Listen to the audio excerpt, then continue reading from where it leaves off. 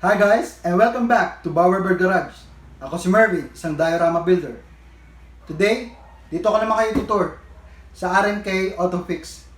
Pero bago yan, samahan niyo muna ako. Ayusin muna natin ang diorama na to.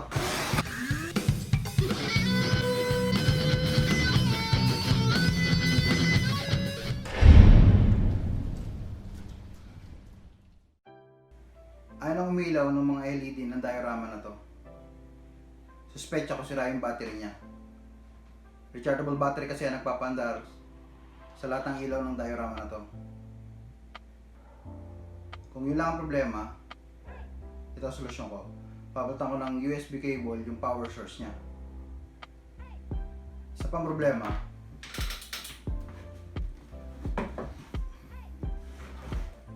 silyado kung nasaan yung battery. So kailangan kong dahan-dahaning ikat yung area na to.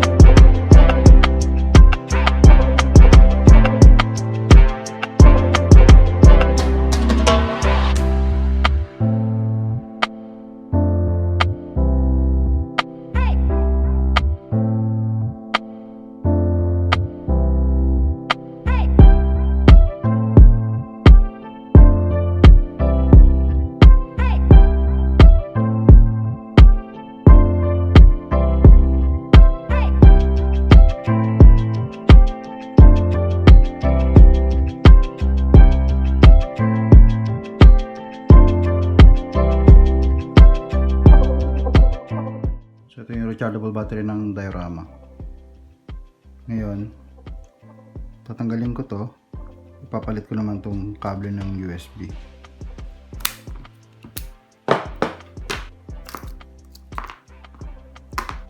Ngayon, testingin natin kung tama itong polarity ng mga kinuha ko na wire.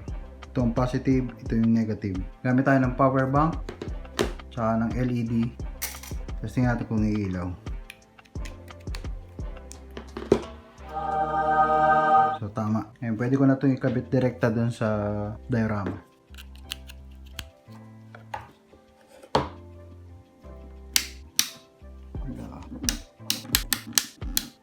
Variable resistor nga pala to.